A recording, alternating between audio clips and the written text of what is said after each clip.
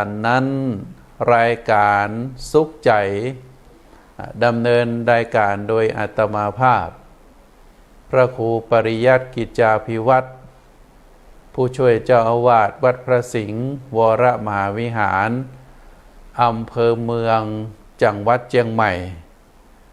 ก็ได้นำรายการสุขใจมาปะกับท่านสาธุชน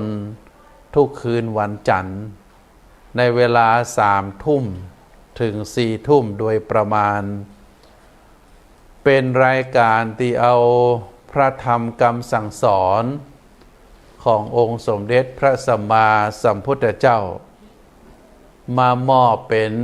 ธรรมบรรณาการคือกับท่านสาธุชนได้พินิจพิจารณาเนื้อหาสาระของพระธรรมคำสั่งสอนเหล่านั้นโดยที่รายการสุขใจนี้จะเป็นรายการที่ถ่ายทอดทางสถานีวิทยุ 104.5 เมกะเฮิรตซ์วัดฝ่ายหินตำบลสุเทพอำเภอเมืองจังหวัดเชียงใหม่คลื่นเพื่อการศึกษาพระพุทธศาสนาและวัฒนธรรมโดยมีท่านอาจารย์ท่านพระครูสมุวิสุวัตรวรกิจโจเป็นผู้อำนวยการสถานีได้อำนวยความสะดวกได้ให้ความเมตตานุเคราะห์คืออาตมาได้มีโอกาสพบกับท่านสาธุชนทุกท่านในยามค่ำคืนของวันจันทร์ เฮาท่านทั้งหลายในฐานะที่เป็นพุทธศาสนิกชนอาตมาภาพเป็นพระสงฆ์ก็มีหน้าที่ศึกษาห้ำเฮียนพระธรรมคำสั่งสอนขององค์สมเด็จพระสัมมาสัมพุทธเจ้าได้นำพระธรรมเหล่านั้นมาเป็นแบบมาเป็นแผนในการดำเนินชีวิตแล้วก็ได้มีโอกาสนำพระธรรมเหล่านั้นมาเป็นเครื่องปฏิการะตอบแทนท่านสาธุชนในยามค่ำคืนก่อนจะหลับก่อนจะนอนสถานีวิทยุคลื่นพระพุทธศาสนาและวัฒนธรรมวัดฝ่ายหินเป็นสถานีวิทยุตินาอนุโมทนาเพราะว่าสถานีวิทยุแห่งนี้ได้ก่อตั้งขึ้นโดยวัดฝ่ายหินซึ่งมีวัดหลายวัดแต่ก็บ่สามารถที่จะตั้งสถานีวิทยุท้องถิ่นขึ้นได้วัดฝ่ายหินเป็นวัดน้อยๆอยู่หลังมหาวิทยาลัยเชียงใหม่โดยความฮักในการเผยแพร่พระพุทธศาสนานำเอาสาระธรรมความรู้ต่างๆที่ปรากฏอยู่ในคัมภีร์ในทางพระพุทธศาสนาโดยเฉพาะปรากฏอยู่ในพระไตรปิฎกซึ่งเป็นคัมภีร์สำคัญในทางพระพุทธศาสนาที่ครูบาอาจารย์รุ่นก่อนๆพระมหาเถระเจ้าทั้งหลายอันมีพระมหากัสสปะเป็นต้นเป็นประธานได้ทำการสังคายนาได้การวิเคราะห์วิจัยเลือกเอาพระธรรมที่เป็นพระธรรมที่บริสุทธิ์ที่ได้ตรัสจากพระโอษฐ์ขององค์สมเด็จพระสัมมาสัมพุทธเจ้าได้นำมาจารึกเป็นพระไตรปิฎก3 ตรกาก็คือหมวดพระอภิธรรมหมวดสุนตตปิฎกแล้วก็หมวดพระวินัยปิฎกได้ฮือเฮาท่านทั้งหลายได้มีโอกาสห้ำเฮียนศึกษา ในแนวทางคำสอนขององค์สมเด็จพระสัมมาสัมพุทธเจ้าตราบจนถึงปัจจุบันนี้ซึ่งก็อาศัยพระธรรมคำสั่งสอนเหล่านั้นได้ประพฤติปฏิบัติในชีวิตประจำวันแล้วก็นำความรู้เหล่านั้นมาถ่ายทอดเป็นธรรมบรรณาการอย่างในค่ำคืนวันนี้มอบให้กับท่านสาธุชนทางคลื่นพระพุทธศาสนาแห่งนี้ก็นับว่าเป็นคลื่นพระพุทธคลื่นวิทยุที่มีประโยชน์อย่างยิ่งต่อพระพุทธศาสนาต่อพระสงฆ์ในฐานะที่เป็นบุคลากรผู้สืบทอดอายุพระพุทธศาสนาเป็นประโยชน์ต่อศรัทธาท่านสาธุชนที่รับฟังรายการนี้ก็ทำให้รู้ทำให้ทราบเรื่องราวต่างๆที่ครูบาอาจารย์พระสงฆ์องค์ข้าเจ้าตลอดถึงครูบาอาจารย์ฝ่ายคฤหัสถ์นักกฎหมายนักจิตวิทยาหรือครูบาอาจารย์ที่มีความรู้เกี่ยวกับภูมิปัญญาท้องถิ่นก็ได้เอาเนื้อหาสาระเหล่านั้นมาถ่ายทอดผ่านทางสถานีวิทยุแห่งนี้เผยแพร่ไปยังผู้ฟังทั้งหลายทุกหนทุกแห่งบ่ว่าจะอยู่จุดใดก็สามารถที่จะฟังได้อันนี้เป็นสิ่งที่น่าอนุโมทนาซึ่งมันก็เป็นบุญเป็นกุศลเมื่อเฮาท่านทั้งหลายในฐานะที่เป็นผู้ฟังเฮาได้ฟังพระธรรมคำสั่งสอนขององค์สมเด็จพระสัมมาสัมพุทธเจ้าก็จะเกิดบุญขึ้นในจิตใจบุญคือความสุขบุญคือความสบายใจเมื่อได้ฟังพระธรรมแล้วก็มีความสุขใจความสบายใจอันนี้เกิดบุญขึ้นเมื่อได้ฟังพระธรรมแล้วเกิดความฉลาดเกิดความฉลาดรู้เรื่องราวต่างๆที่เฮาเคยฟังแล้วยังบ่เข้าใจหรือเคยฟังแล้วแต่ยังบ่ชัดเจนหรือเรื่องราวต่างๆที่เฮาบ่เคยฟังเฮาได้ฟังจากสถานีวิทยุแห่งนี้ก็จะเกิดความฉลาดขึ้น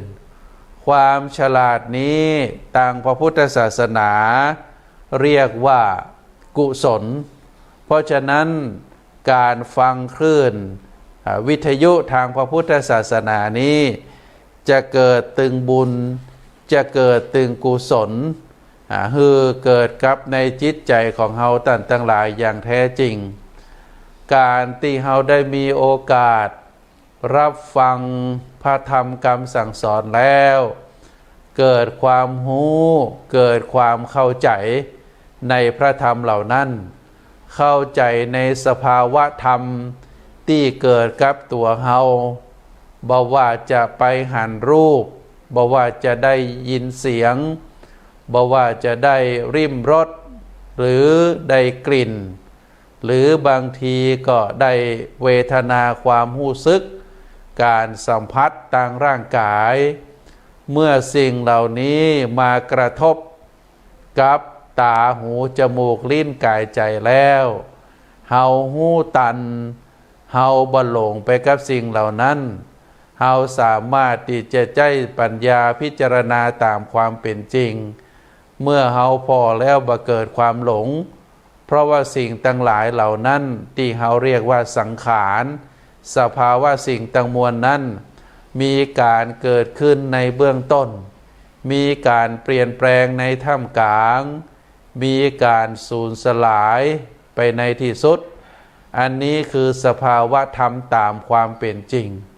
เฮาท่านทั้งหลายเมื่อได้รับฟังแล้วเกิดองค์ความรู้แล้วก็จะรู้ตันในสิ่งเหล่านี้เกิดความรู้เกิดความฉลาดบอกว่าสิ่งต่างๆที่มีอารมณ์ที่น่าพอใจก็ดีเป็นอารมณ์ที่บ่น่าพอใจก็ดีเมื่อมากระทบกับจิตกับใจ กับตากับหูของเฮาหูเต้าตันแล้ว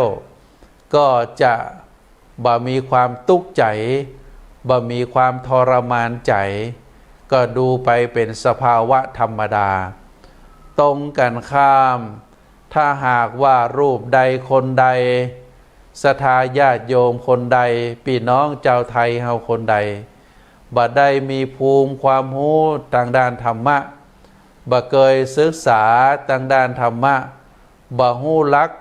ธรรมคำสั่งสอนขององค์สมเด็จพระสัมมาสัมพุทธเจ้าเมื่อสิ่งเหล่านี้ทั้งหลาย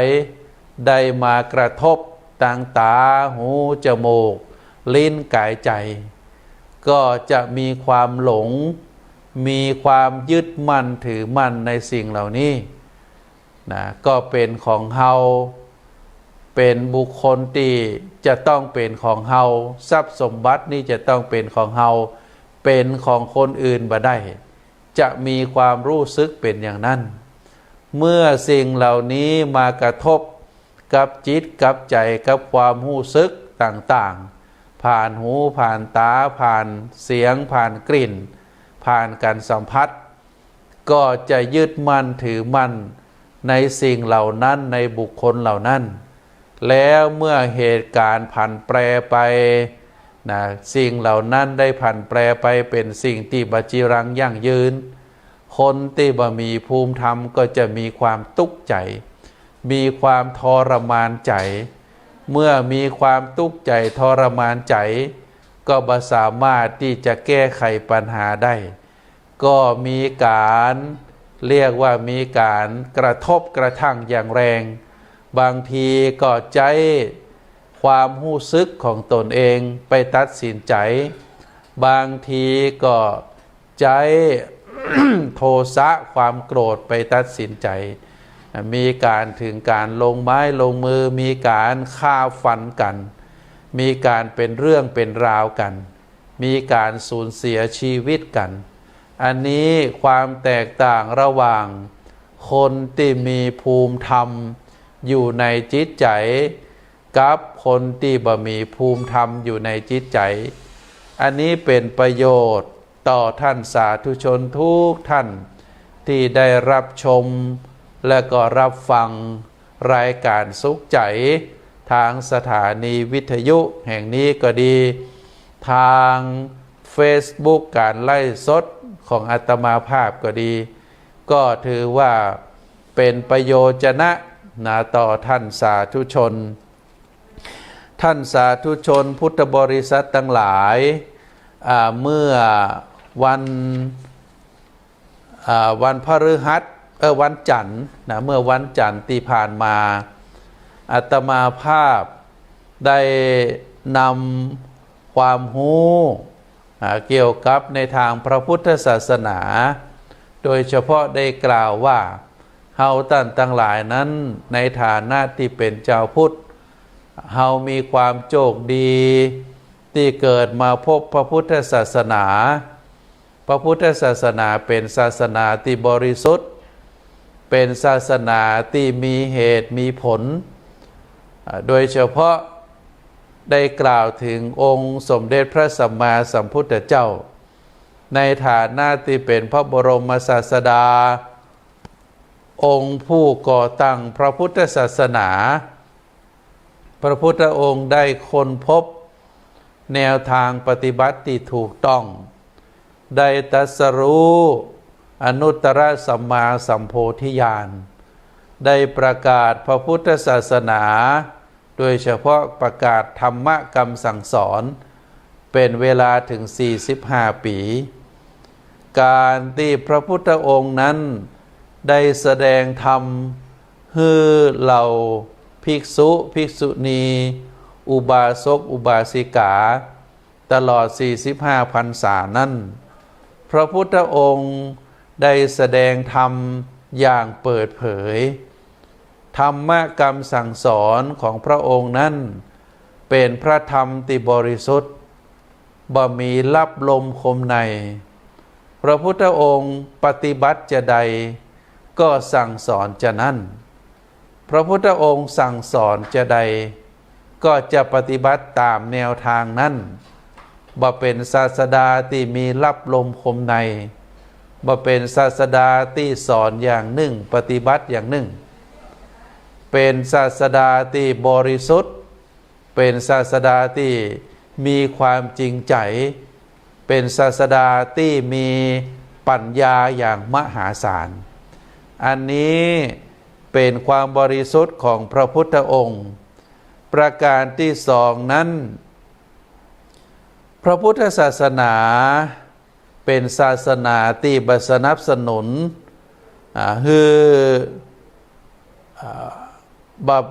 สนับสนุนส่งเสริมในเรื่องอิทธิฤทธิปาฏิหาริย์เป็นศาสนาได้ตั้งอยู่บนรากฐานของอิทธิฤทธิปาฏิหาริย์เป็นศาสนาที่ตั้งอยู่บนเหตุบนผลเหตุเป็นจะใดผลก็ออกมาเป็นจะนั่นผลที่ออกมาเป็นอย่างนี้ก็เพราะว่ามีเหตุเป็นอย่างนี้อันนี้คือพระพุทธศาสนาที่สอนโดยเหตุโดยผลตั้งอยู่ในคุณงามความดี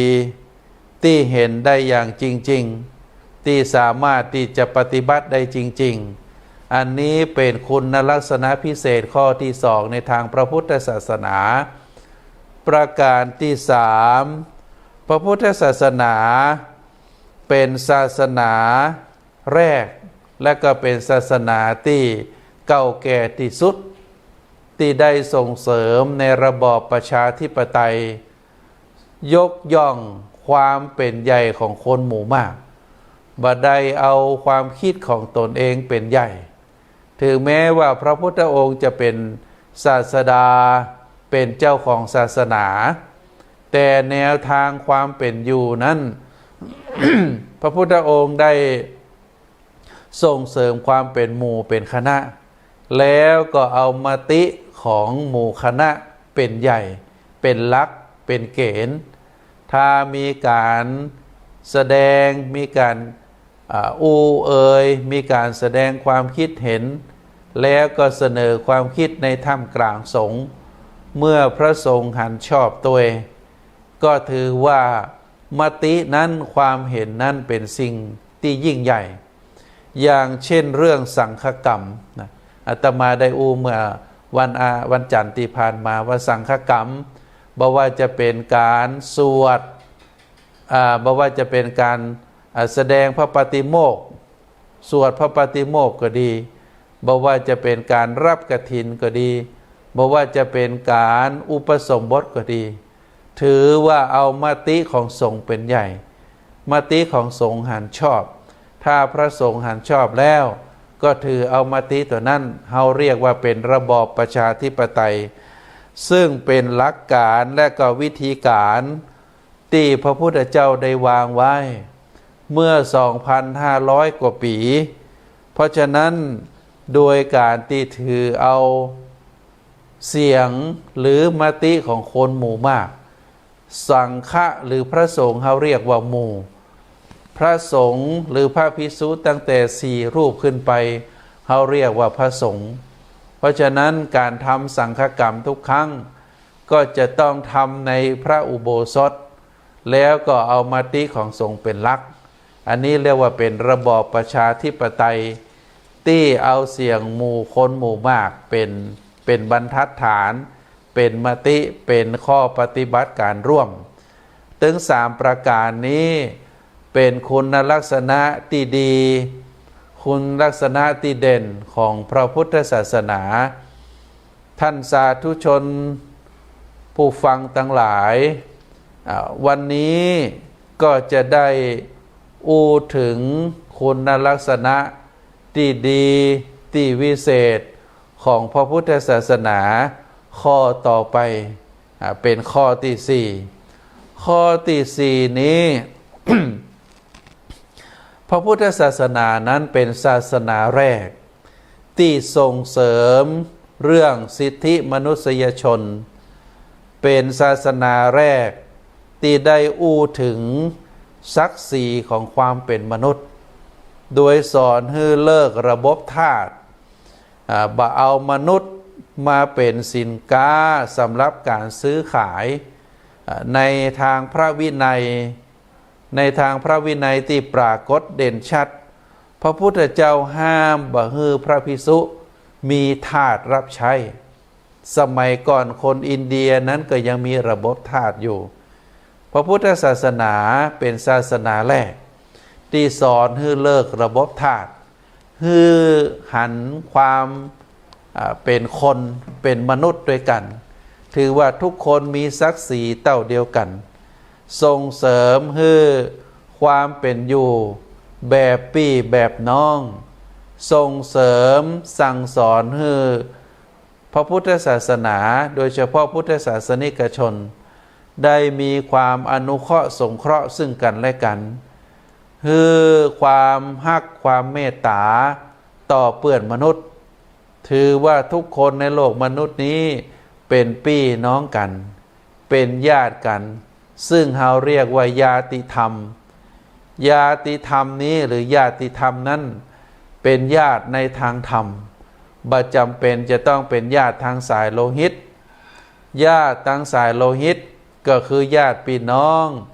ที่มีตระกูลใกล้เคียงกันบ่ว่าจะเป็นญาติตั้งป้อหรือจะเป็นญาติฝ่ายแม่แต่ว่าญาติธรรมนี้ขอได้ให้มีส่วนที่ได้ช่วยเหลือซึ่งกันและกันได้มีส่วนในการทำบุญด้วยกันเป็นสายบุญกันเฮาเรียกว่าญาติธรรมเพราะฉะนั้นสมเด็จพระสัมมาสัมพุทธเจ้าเป็นศาสนาที่ฮือยกเลิกระบบทาสฮือความเป็นศักดิ์ศรีได้ยกย่องศักดิ์ศรีของความเป็นมนุษย์ได้ยกย่องเรื่องสิทธิมนุษยชนเป็นศาสนาแรกเพราะฉะนั้นเฮาจะหันว่าหลักธรรมในพระพุทธศาสนาได้ให้ความเสมอภาคระหว่างบุคคลต่อบุคคลอย่างเช่นหลักธรรมขีหิปฏิบัติหลักธรรมขีหิปฏิบัตินั้นเป็นหลักธรรมที่พระพุทธเจ้าได้ตรัสสอนเกี่ยวกับบุคคลที่ครองเรือนก็หมายถึงเจ้าบ้านหมายถึงเจ้าบ้านหลักธรรมเหล่านี้พระพุทธองค์ได้ตรัสไว้โดยเฉพาะการปฏิบัติต่อกันและกันระหว่างสามีภรรยาสามีควรปฏิบัติจะใดต่อภรรยาภรรยาควรปฏิบัติจะใดต่อสามีหลักธรรมที่เกี่ยวกับครอบครัวโดยเฉพาะพ่อแม่ลูกก็มีหน้าที่ว่าพ่อแม่ในฐานะที่เป็นพ่อแม่ควรปฏิบัติจะใดต่อลูกลูกในฐานะที่เป็นลูกเกิดมาควรปฏิบัติจะใดต่อพ่อต่อแม่พี่น้องก็เช่นเดียวกันมิตรสหายก็เช่นเดียวกันครูบาอาจารย์กับลูกศิษย์ก็เช่นเดียวกันนะพระพุทธองค์นั้นก็จะได้สอนระหว่างลูกศิษย์กับอาจารย์ในฐานะที่เป็นอาจารย์เป็นครูควรปฏิบัติจะใดต่อลูกศิษย์ในฐานะที่เป็นลูกศิษย์ควรประพฤติปฏิบัติจะใดต่อครูบาอาจารย์แม้แต่ความสัมพันธ์ระหว่างนายจ้างกับลูกจ้างหรือผู้บังคับบัญชากับผู้ใต้บังคับบัญชาควรจะประพฤติปฏิบัติจะใดต่อกันและกันอันนี้พระพุทธองค์นั้นได้สั่งสอนเรียกว่าขีหิปฏิบัติเป็นหลักธรรมก็เมื่อเราได้อ่านหลักธรรมเหล่านี้แล้วก็เป็นหลักธรรมที่คือความเคารพต่อกันและกันมีหน้าที่ที่จะต้องปฏิบัติต่อกันและกันเพื่อความเป็นอยู่อย่างสงบสุขบ่มีเจ้านายบ่มีทาสบ่มีคนใจแต่เป็นการปฏิบัติต่อพี่ต่อน้องต่อคนที่ร่วมสายงานด้วยกันซึ่งเป็นหลักธรรมที่เปี่ยมไปด้วยคุณธรรมซึ่งเฮาท่านทั้งหลายถ้าได้นำหลักธรรมเหล่านี้ ไปประพฤติปฏิบัติในชีวิตประจำวันแล้วก็จะมีแต่ความสุขความสงบเพราะฉะนั้นพระพุทธศาสนานั้นเป็นศาสนาที่ให้ความสำคัญของความเป็นมนุษย์เป็นศาสนาที่ส่งเสริมสิทธิมนุษยชนคือความสำคัญของความเป็นคนเป็นมนุษย์เป็นศาสนาแรกเพราะฉะนั้นในฐานะที่เราเป็นคนเหมือนกันเป็นมนุษย์เหมือนกันก็ควรจะปฏิบัติต่อกันตามรักพระพุทธศาสนาอันนี้เราเรียกว่าเป็นธาตุที่เป็นตัวเป็นตนของความเป็นคนพระพุทธศาสนานั้นฮือยกเลิกบัสนับสนุนความเป็นทาสแล้วก็ได้มีพระวินัยห้ามไว้ว่าห้ามพระภิกษุนั้นมีทาสไว้รับใช้เพราะฉะนั้นอันนี้เป็นศาสนาแรกที่ได้ยกเลิกระบบทาสแล้วก็ต่อจากนั้นพระพุทธองค์ยังได้กล่าวกับภิกษุทั้งหลายว่าเป็นศาสนาแรกที่สั่งสอนบอกว่าให้เลิกระบบโดยเฉพาะธาตุที่อยู่ในจิตใจให้จิตใจของเรานั้นเป็นอิสระจากความโลภความโกรธความหลงเรียกว่าบัตกเป็นธาตุของตัณหาบัตกเป็นธาตุของกิเลสความโลภความโกรธความหลงเพราะฉะนั้นฮือจิตใจอิสระจากกิเลสโดยฮือจิตใจนั้นบอบรกเป็นธาตุฮือจิตใจนั้นเป็นอิสระฮือจิตใจนั้นเป็นสภาวะที่เบาที่บางเป็นสภาวะจิตใจที่มีความสะอาดมีความสงบจากกิเลสที่ครอบครองจิตใจอยู่โดยฮือพระพุทธองค์ได้สั่งสอนว่าฮือเหล่าภิกษุนั้นได้สลัดได้สำลอกฮือสำลอกกิเลสสำลอกกิเลสที่รัดรึงใจร้อยรัดใจไว้นั้นฮือออกจากจิตจากใจแล้วก็ฮือจิตใจนั้นเป็นอิสระจากกิเลสตัณหาอันนี้เป็นคุณลักษณะพิเศษของพระพุทธศาสนาข้อที่4ข้อที่5พระพุทธศาสนานั้นเป็นศาสนาแรกที่สั่งสอนให้เหล่ามนุษย์ได้เลิก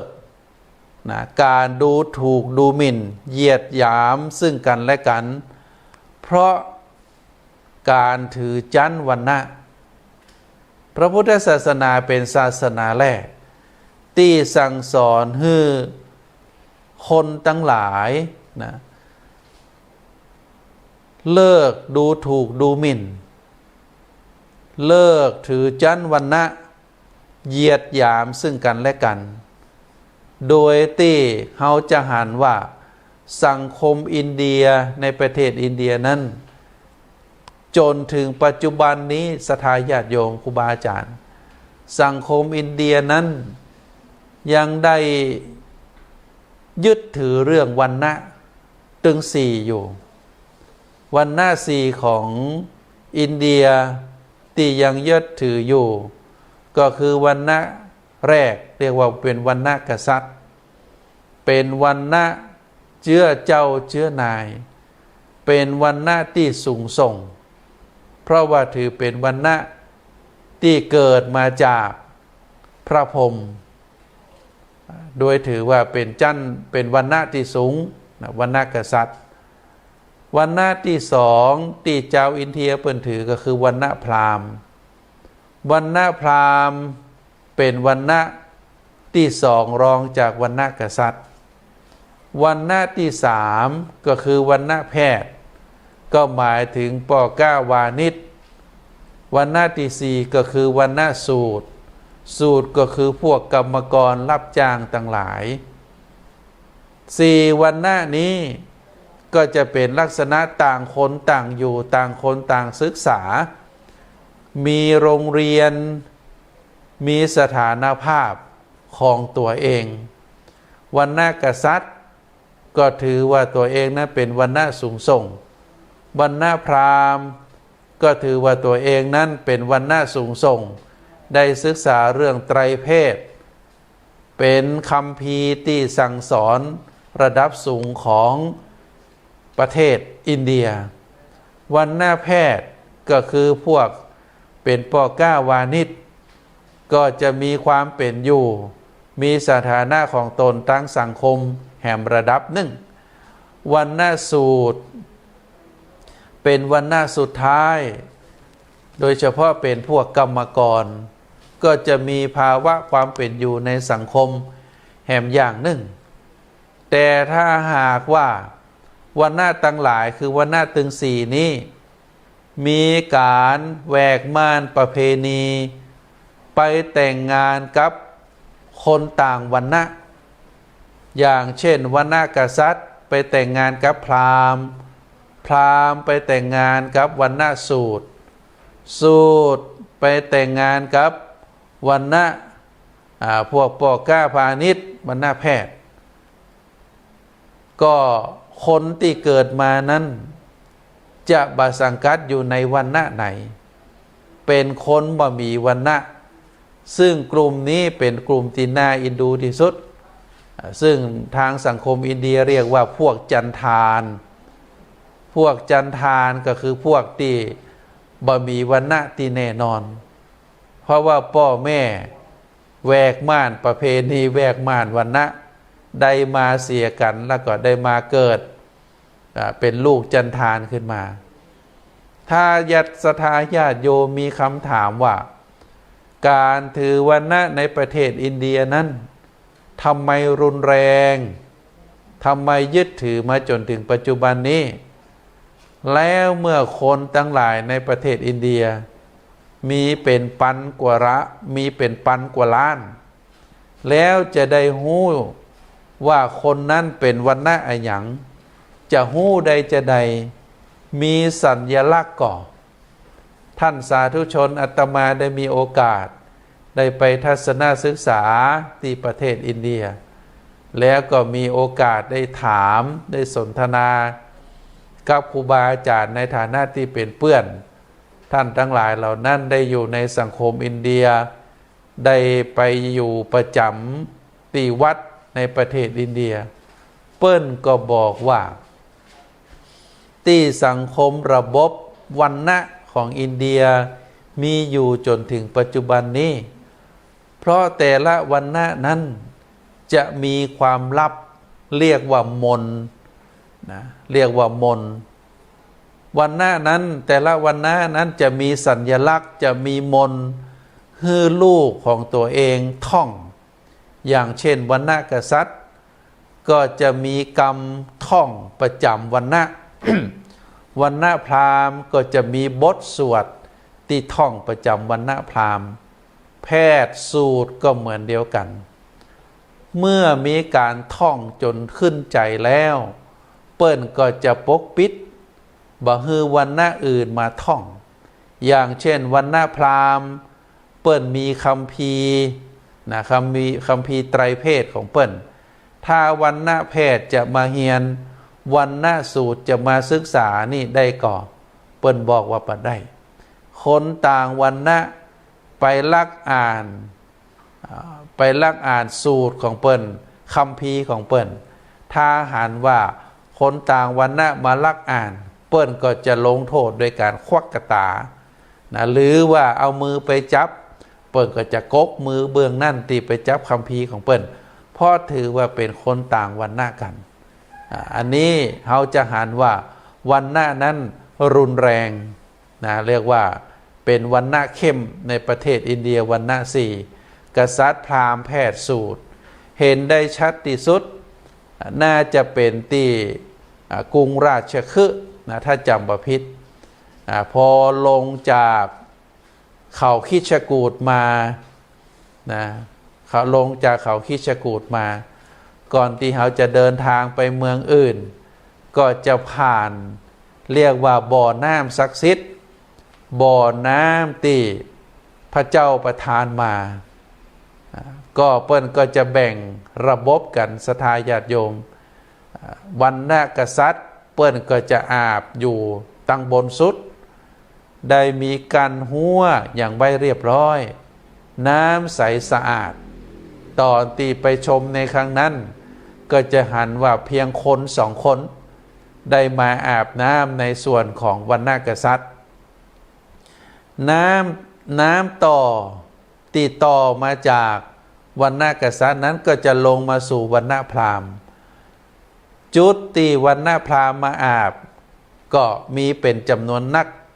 ส่วนมากสังเกตพอก็จะเป็นคนหนุ่มคนสาวนะก็มาอาบเปิ่นก็จะแบ่งส่วนของปัจจัยส่วนหนึ่งเมยิงส่วนหนึ่งในการอาบของน้ำในก็จะมีสบู่มีหยังอาบกันแล้วก็จะมีต่อน้ำทิ้งลงไปสู่วันณะที่สามก็คือวันณะแพทย์ป่อกาวานิชละอ่อนทั้งหลายที่อยู่ในวันณะแพทย์เปิ้นก็จะมาอาบน้ำต่อจากที่เป็นต่อน้ำทิ้งแล้วก็มาลงสู่บ่อของตนเองก็คือวันณะแพทย์นะก็มาอาบกันอาบด้วยความบัลลังก์เกียรติเดียดฉันว่าน้ำนี้เป็นน้ำศักดิ์สิทธิ์เป็นน้ำประทานมาจากพระเจ้าแต่ว่าได้อาบต่อจากวันณะพราหมณ์บ่ได้รังเกียจก็ตักอาบนะบ้วนปากล้างหน้าก็จะเป็นลักษณะแบบนั้นแล้วก็มาถึงวันณะที่สี่วันณะสูตรวันณะสูตรเปิ้นก็จะมีต่ำลงมานะต่ำลงมาก็จะเป็นที่อาบน้ำก็แยกเป็นสัดเป็นส่วนแม่ยิงอาบที่หนึ่งปอจายอาบที่หนึ่ง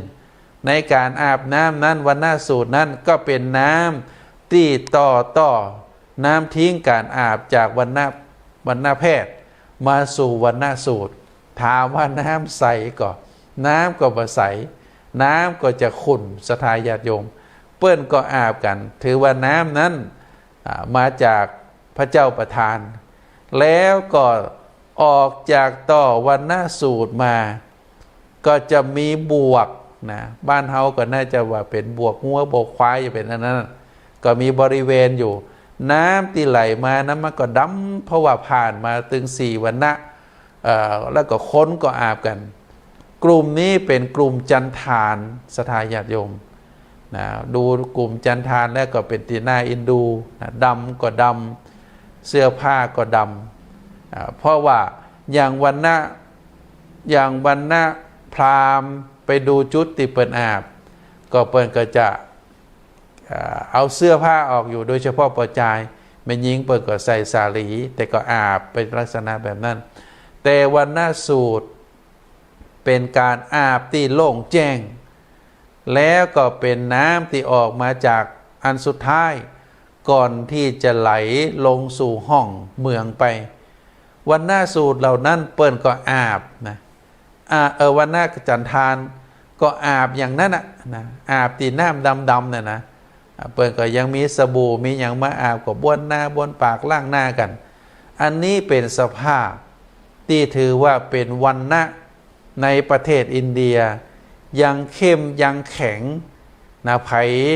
บ่สามารถที่จะไปทำลายจั้นวันณะนี้ได้เฮาจะหันว่าพระพุทธศาสนาก็เกิดในประเทศอินเดียมหาอัตมคันธีก็เป็นนักปราชญ์นักต่อสู้เพื่อสันติภาพก็เกิดในประเทศอินเดียแต่ท่านทั้งหลายเหล่านี้บ่สามารถที่จะทำลายกำแพงของวันณะลงได้จนถึงปัจจุบันนี้เพราะฉะนั้นพระพุทธศาสนาเป็นศาสนาที่ได้มาเผยแผ่แล้วก็ได้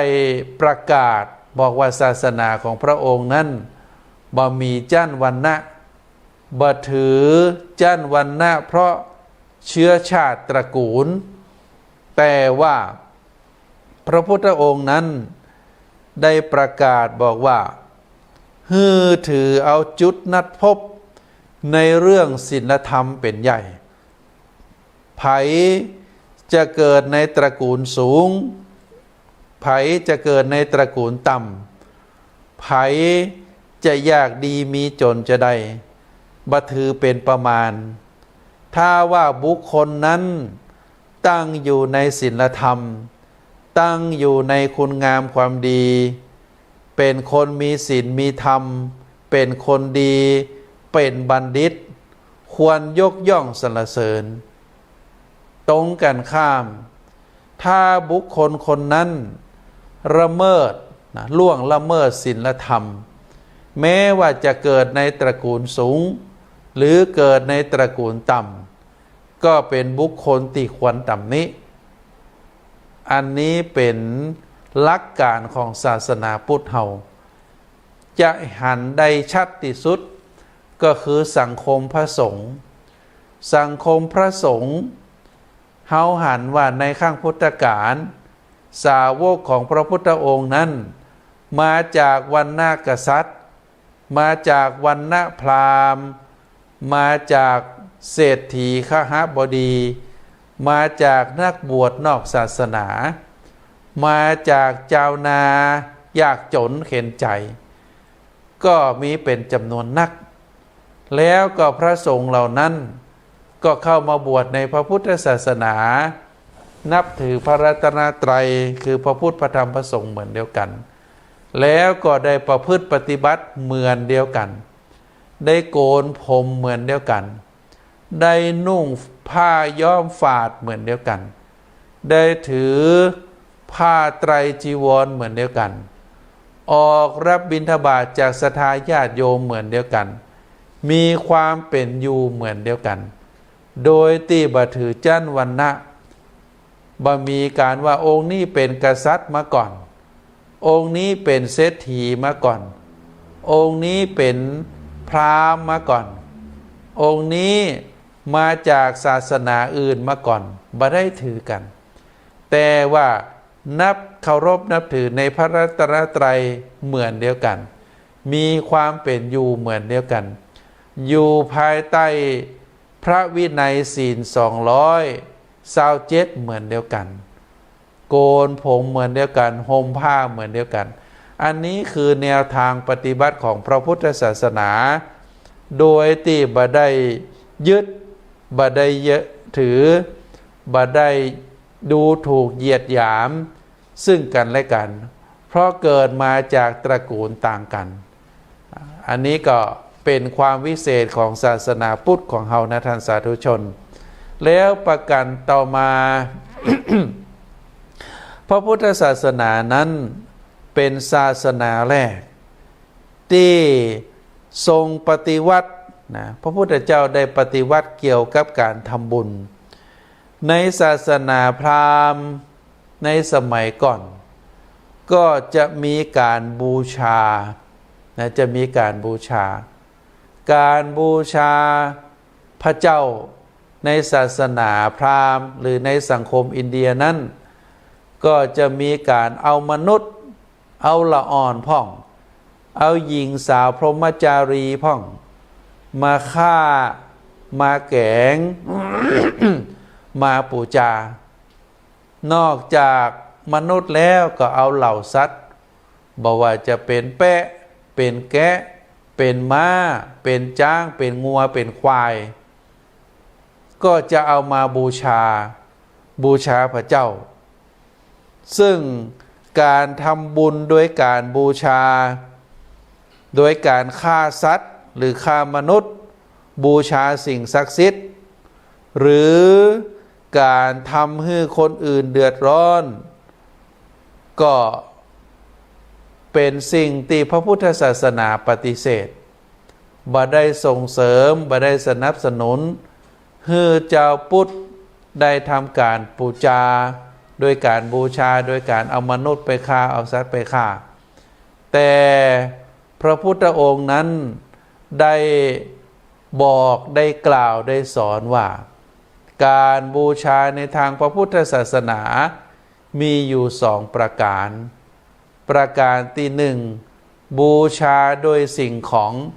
ก็มีดอกไม้ธูปเทียนของหอมเหล่าอีเป็นต้นหรือจะบูชาโดยการซื้อพวกผ้าพวกเครื่องนุ่งห่ม ไปบูชาอันนี้เป็นบูชาประเภทที่หนึ่งบูชาประเภทที่สองเรียกว่าปฏิบูชาบูชาโดยการปฏิบัติตามพระธรรมคำสั่งสอนของผู้ที่เราเคารพนับถือนะก็จะมีบูชาสองลักษณะซึ่งตรงกันข้ามกับสังคมอินเดียในสมัยนั้นนะมีการบูชากับเอาชีวิตมนุษย์เอาชีวิตละอ่อน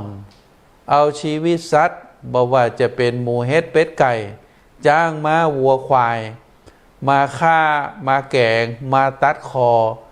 แล้วก็เอาเลือดจากคอของสัตว์เหล่านั้นของมนุษย์เหล่านั้นไปฉีดไปไหลไปปุ้งใส่รูปสิ่งศักดิ์สิทธิ์เหล่านั้นถือว่าเป็นสิ่งที่พระพุทธศาสนาปฏิเสธบ่ส่งเสริมบ่สนับสนุนในเรื่องเหล่านี้แต่ก็หันมาบูชาด้วยการปฏิบัติตามคำสั่งสอนขององค์สมเด็จพระสัมของคำสั่งสอนขององค์สมเด็จพระสัมมาสัมพุทธเจ้าหรือของครูบาอาจารย์หรือเอาแค่ดอกไม้ธูปเทียนไปบูชาอย่างอีเป็นต้นอันนี้เป็นความวิเศษของศาสนาของเฮาศาสนาพุทธเป็นข้อวิเศษประการที่5ท่านสาธุชนท่านนักฟังทั้งหลายเพราะฉะนั้นในวันนี้ อาตมาภาพพระครูปริยัติกิจจาภิวัตรก็ได้นำเรื่องราวสิ่งต่างๆโดยเฉพาะคุณลักษณะพิเศษของพระพุทธศาสนามามอบให้เป็นความรู้ความเข้าใจอันถูกต้องต่อศรัทธาญาติโยมต่อครูบาอาจารย์ถือว่าเป็นการแลกเปลี่ยนความรู้กันอันนี้เป็นหลักพระพุทธศาสนาของเฮาบางทีในยุคปัจจุบันความโดยการที่ความเจริญทางเทคโนโลยีมีหลายสิ่งหลายประการมีหลายสำนักมีหลายองค์กรมีการสื่อประชาสัมพันธ์เกี่ยวกับพระพุทธศาสนาที่เปลี่ยนไปบางทีบางครั้งก็ให้เราเข้าใจยากบอกว่าจะเป็นการเกี่ยวกับการดูดวงก็ดีบอกว่าจะเป็นการทำพิธีกรรมต่างๆก็ดีนะก็ทำให้ทางศรัทธาญาติโยมที่เกิดมาในยุคปัจจุบันบางทีก็เข้าใจผิดเพราะฉะนั้นในวันนี้มีโอกาสก็ได้เอาความพิเศษความวิเศษของพระพุทธศาสนาหลายด้านมามาให้ท่านทั้งหลายได้ฟังเมื่อฟังแล้วก็ขอให้ได้พินิจพิจารณาตามความเป็นจริงที่อาตมาได้ว่าหลักการของพระพุทธศาสนาแตกต่างจากศาสนาอื่นเป็นลักษณะแบบนี้และก็เป็นศาสนาแรกที่เป็นศาสนาเก่าแก่ที่สุดได้ยกย่องได้ส่งเสริมบอกว่าจะเป็นระบอบประชาธิปไตยก็ดีบอกว่าจะเป็นการที่ยกย่องยกย่องเชิดชูเกี่ยวกับจั้นวรรณะโดยเฉพาะบ่ถือจั้นวรรณะบ่เกิดมาในตระกูลไหนจะสูงจะใดจะต่ำจะใดบ่ได้ยึดถือจากเชื่อจั้นวรรณะแต่ยึดถือเอาหลักคุณธรรมเป็นเกณฑ์ใครที่ได้ประพฤติปฏิบัติอยู่ในศีลกินในธรรมเป็นคนดีเป็นบัณฑิตเฮายกย่องคนนั้นแต่บางคนถึงแม้ว่าจะเกิดมาจากตระกูลสูงมีการศึกษาสูงแต่บ่ได้ปฏิบัติตามจั้นวันบ่ได้ปฏิบัติตามธรรมะบ่ได้ปฏิบัติตามคุณงามความดีพระพุทธเจ้าบอกว่าบุคคลนั้นน่าตำหนิติเตียน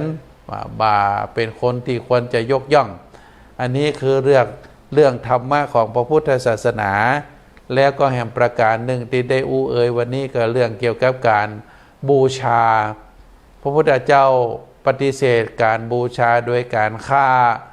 โดยการเอาสัตว์อื่นมาทรมานเ เป็นการบูชาสิ่งศักดิ์สิทธิ์ที่ตัวเองนับถือตรงกันข้ามพระพุทธองค์นั้นได้ฮือเอาดอกไม้ธูปเทียนมาบูชาแล้วก็บูชาด้วยการปฏิบัติตามคำสั่งสอนขององค์สมเด็จพระศาสดานั้นๆซึ่งเราจะหันว่าในการบูชาสองสิ่งนี้บอกว่าบูชาด้วยสิ่งของหรือบูชาด้วยการปฏิบัติพระพุทธองค์สรรเสริญการปฏิบัติบูชาการบูชาด้วยสิ่งของอาจจะต้องใจ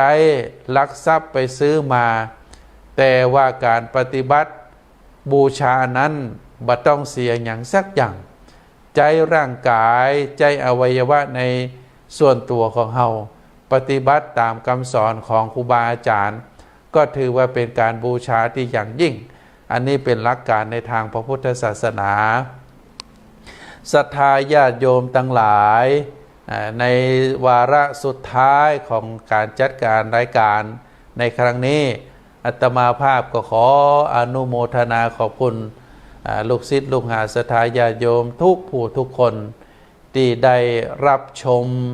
รับฟังรายการนี้ก็หวังว่าการการจาของอาตมาเป็นพระที่บะเก่งแต่ก็มีความตั้งใจที่จะมอบความรู้เหล่านี้เป็นธรรมบรรณาการให้ศรัทธาญาติโยมด้วยความจริงใจเมื่อศรัทธาญาติโยมได้ฟังแล้วก็ขอนำไปพินิจพิจารณาเกิดบุญเกิดกุศลเกิดสติปัญญาครับทุกท่านสัพพะทานังธรรมะทานังชินาติการฮือธรรมะชนะการฮือทั้งปวงเพราะฉะนั้นท่านทั้งหลายเมื่อหู้แล้วก็ได้นำความรู้เหล่านี้ไปกล่าวไปไปจ๋ากับบุคคลรอบข้างกับบุคคลตีเฮาฮักบุคคลเหล่านั้นก็จะได้ความรู้ตามเฮาไปตัวเองก็ขอให้คุณงามความดีที่ท่านทั้งหลายได้กระทำบำเพ็ญมาโดยตลอดก็ดีโดยคุณงามความดีที่อาตมาภาพได้ประพฤติปฏิบัติมาก็ดีโดยคุณงามความดีเดชะบารมีของสิ่งศักดิ์สิทธิ์ในวัดพระสิงห์อันมีหลวงพ่อพระพุทธสิหิงค์เป็นต้นขอได้รวมกันเป็นตบะเป็นเดชะเป็นพระปัจจัยได้ปกปักรักษาคุ้มครองคือท่านผู้ฟังผู้ชมทุกท่านได้มีความสุขได้มีความเจริญได้นิราศคลาดแคล้วจากทุกโศกโรคภัยพยันตรายทั้งหลายทั้งมวลจงเจริญด้วยจตุรพิธพรชัยมีอายุมีวันนะมีสุขะมีพละกำลังแล้วก็ขอให้มีความมุ่งมา่ปรารถนาสิ่งใดที่เป็นไปโดยชอบประกอบโดยธรรมแล้วก็ขอจงพลันสำเร็จต่อท่านทั้งหลายจุผู้จุคนเทินขอเจริญ